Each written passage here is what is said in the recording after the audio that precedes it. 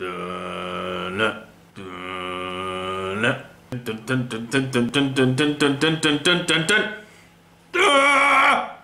Karlsson has been traded to San Jose, and the reason why that's newsworthy is because, well, he's probably the greatest defenseman to play this game since, like, Lidstrom.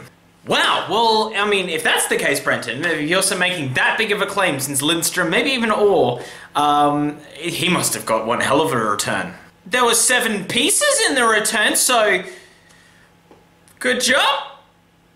Let's run through that first, and then we'll go with the rest of it. So this is what they got. I am going to need to look at my computer because there's so many pieces here. Chris Chorney, Dylan DeMello, Joshua Norris, Rudolphs, a guy named Rudolphs, and I always pronounce his last name wrong, so we're going to skip that. 2019 conditional second pick, 2020 conditional first pick, and 2021 conditional second round pick.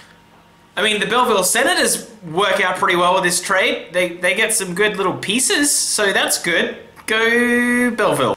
The NHL team, well, I mean, Tawny will probably be a top 6 forward very quickly, and DeMello, well, I mean, he's one of those guys that we need to see what he is, and, well, we're definitely going to see what he is on this team. And he plays defense, and just to put things into perspective, outside of Cody Ceci, the second highest paid defenseman on the Ottawa Senators is currently Dion Phaneuf, who has retained salary to go play for a different team.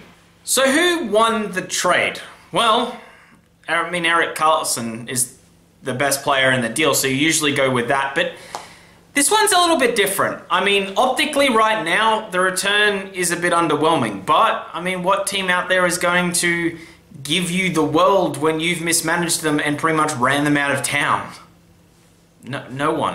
And I think that's why this deal may have taken so long, is that Ottawa were like, well, he's the best defenseman, we're going to get some really good pieces, and just no one really called with that. I think it was definitely foolish to try package Ryan with it, because I can't imagine what those deals look like if this is what they got for Karlsson. However, then you look on the flip side for the Sharks. They lost a lot of pieces and a lot of picks that could be something way down the road. Bear in mind they're in win now, and I completely get it to go all in this season. But say they don't win this year, and they don't re-sign Karlsson. See what I'm saying here? I know you got to go for it, and I applaud that, but this is one of those deals that you can look back on in, like, you know, 2024 and be like, oh, yeah, that was that guy that they got in that Karlsson trade, and he's actually pretty good. And also, they've moved to Quebec. Did I mention that bit? They've moved to Quebec. But I still think they've won the trade. I mean, there's a lot of ifs, ands, candies, and nuts and buts and all those sort of things. 1 year of Karlsson is worth that smattering that they've given them if those picks are, like, 30th overall. And that's kind of where, you know, everyone sort of fits on the line, is we can't really assess this trade for another 5 years. Well, we can. I mean, it can just change the way we assess it in 5 years. That's the way it works. San Jose is now very scary. They have a lot of puck-moving defensemen. They're going to have a lot of high possession numbers, and if I was in that division, I would be very, very scared right now because, I mean, Burns is hard enough to deal with. The fact that you want to have Karlsson and Burns on the same power play is just unbelievable. And it means that every now and then one of them can take the night off because, you know what? Old beard boy or pirate looking guy can handle it. Dorian went on to Primetime Sports and said that the returns would have been higher if they could find someone that was going to re-sign Karlsson at the same time. So that starts to wonder, is this just a one-stop for Ottawa? And if he ends up in the East, then it changes the conditions to be favorable for Ottawa. So they definitely learnt from the Hoffman thing to Florida. He ain't going to Florida this time. Anyway, they're all in. They're hashtag all in. And you got to admire that with the San Jose Sharks. They are 100% all in, and you can't fault them for that. Down the road, we might look back and say, hey, it didn't work out. But at least they weren't like a bubble team like, I don't know, the Minnesota Wild, who just don't bring in that big name after they got, you know, Parise and Suter and free agency, which usually isn't the way to do things because you end up overpaying. But they've gone all in, and they've gone, you know what, if we don't win a cup, then at least we can say we did everything that we could. And I applaud Doug Wilson for that. Like, I think that's awesome that, you know, they haven't won a cup there. Joe Thornton's getting a bit older. A lot of the players have re-signed there thinking that they're going to be, you know, with a real chance of winning again. So why not just throw everything at it? This is kind of the last hurrah. Like, Pavelski's getting a bit old. Like, everyone's getting a bit older here. So let's go all in for 1 year. Let's just do this thing. Ottawa, on the other hand, that's just a basket case over there. The fact that a part of this deal that everyone is considering is that money is coming off the books is just ridiculous for a sports franchise. I understand that some franchises are poor and some aren't. You have a franchise player to be building something around of. You can't fill your arena. Maybe because the arena's in the middle of bumfuck nowhere.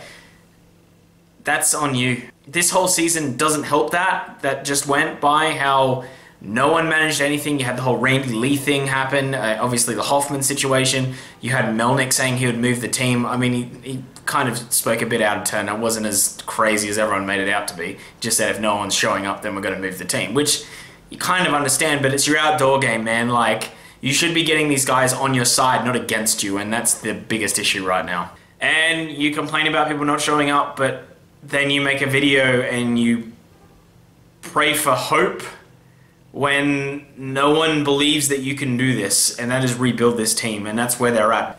Wins aren't a priority for them right now. Saving money is a priority for them right now. They say rebuilding, but you look at their... Where's the hope in this year? It's not like, oh, let's take a dive for Matthews, let's suck it for McDavid. They don't have their first overall pick this year. Colorado does. I mean, I'm sure those fans are hashtagging, I don't know, something for Hughes. Lose for Hughes, there you go. But it's just ridiculous. Like, you don't even have that wave of like, yeah, they're gonna suck, and you can kind of almost love how bad they are and laugh about it because you know there's like a good pick that might come out of it.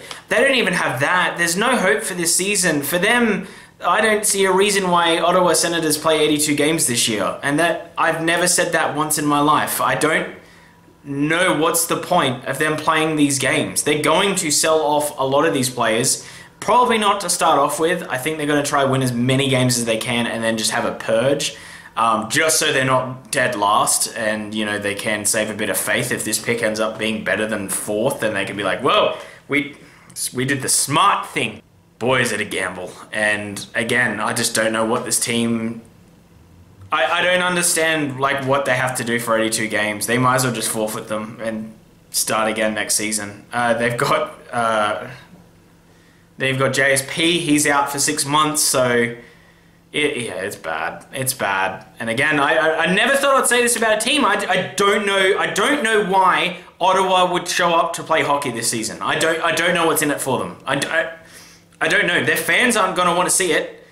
No one wants to see them. Like, their fans aren't going to want to see it. The fans want Melnick out. It's going to be disastrous. I never thought I'd say that about a team, but that's oh boy, is that bad.